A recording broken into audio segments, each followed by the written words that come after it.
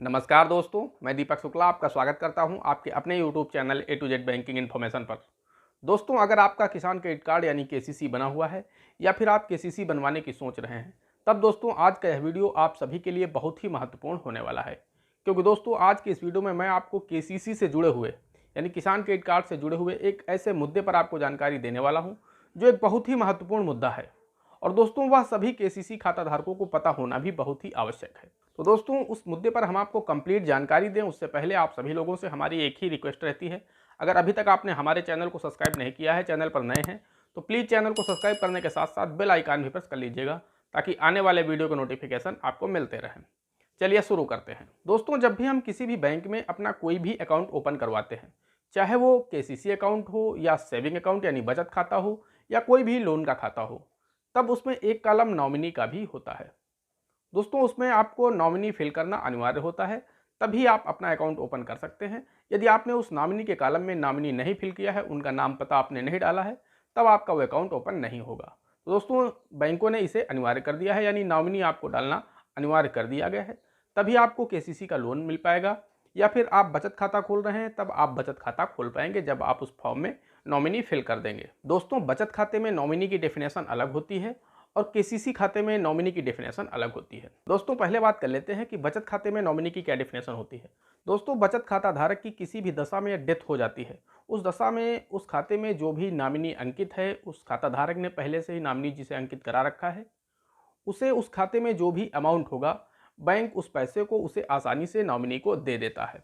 तो क्या केसीसी यानी किसान क्रेडिट कार्ड में किसान कार्ड धारक ने जिसे नॉमिनी बना रखा है और केसीसी धारक की यदि किसी भी दशा में डेथ हो जाए, तो उसमें जो भी बकाया धनराशि होगी तो क्या उसे नॉमिनी पे करेगा? दोस्तों एक बहुत बड़ा सवाल है। मेरे बहुत सारे व्यूवर के कमेंट्स भी आते हैं कि सर नॉमिनी का क्या रोल होता है केसीसी में, या फिर दोस्तों जब हम लोग लोन की रिकवरी के लिए फील्ड में जाते हैं तब भी इस तरह के कई सारे सवाल सामने आते हैं। दोस्तों हाल ही का एक मामला है जो मेरे सामने आया। मैं एक लोन की रिकवरी के लिए फील्ड पर गया हुआ था। जब मैं उनके घर पहुंचा तो पता चला कि जिन्होंने हमारी बैंक से केसीसी यानी किसान क्रेडिट कार्ड बनवा रखा है, उनकी डेथ हो चुकी है और उनके 4 लड़के थे।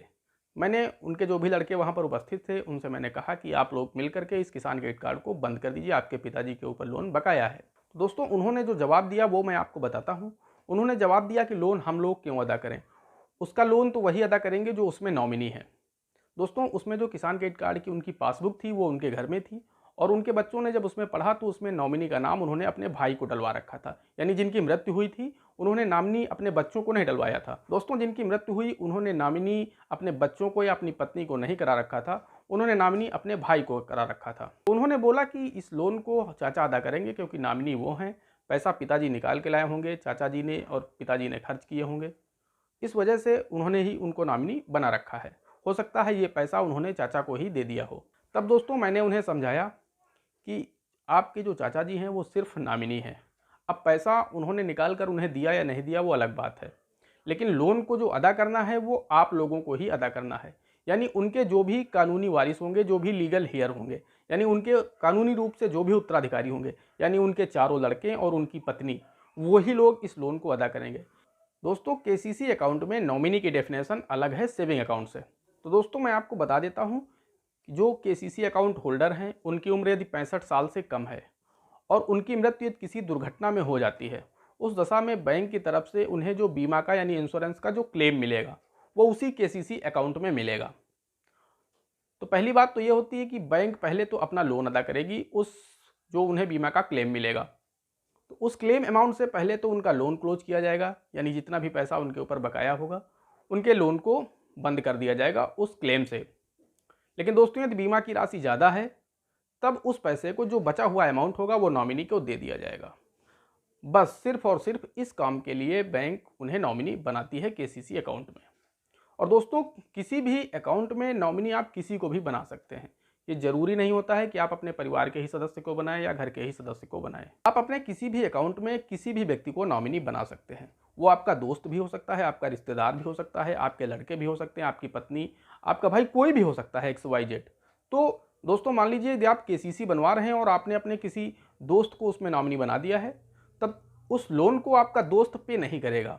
तो दोस्तों यदि केसीसी धारक ने नॉमिनी किसी अपने दोस्त या किसी रिश्तेदार को बना रखा है उस दशा में उस लोन में वो दोस्त या रिश्तेदार 1% भी पैसा जमा नहीं करेगा और ना ही उसकी कोई भी जिम्मेदारी होती है, क्योंकि लोन का पैसा तो सिर्फ और सिर्फ उनके जो भी कानूनी उत्तराधिकारी होंगे उन्हीं को जमा करना है। मेरी समझ से आप लोग अब समझ गए होंगे कि सेविंग अकाउंट यानी बचत खाते में नॉमिनी की क्या डेफिनेशन है और लोन अकाउंट में नॉमिनी की क्या डेफिनेशन होती है। दोस्तों, सेविंग अकाउंट होल्डर की यदि किसी भी दशा में डेथ हो जाती है, उस दशा में उसमें जो भी नॉमिनी होगा बैंक उसे उसका पूरा पैसा दे देती है।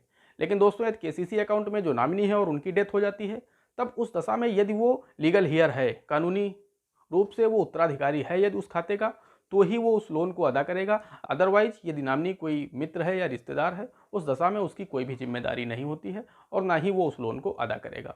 तो दोस्तों, आप लोग अच्छी तरह से समझ गए होंगे कि केसीसी यानी किसान क्रेडिट कार्ड के लोन में जो नॉमिनी होता है उसका क्या रोल होता है। दोस्तों, कमेंट करके जरूर बताइएगा जानकारी आप लोगों को कैसी लगी। है जानकारी आप लोगों को पसंद आई हो तो प्लीज़ वीडियो को लाइक कर दीजिएगा। वीडियो जरा भी आपके लिए हेल्पफुल रहा हो तो प्लीज़ चैनल को सब्सक्राइब कर दीजिएगा। दोस्तों, आज की वीडियो में इतना ही। मिलते हैं अगले वीडियो में किसी अगले टॉपिक के साथ। तब तक के लिए जय हिंद, जय भारत।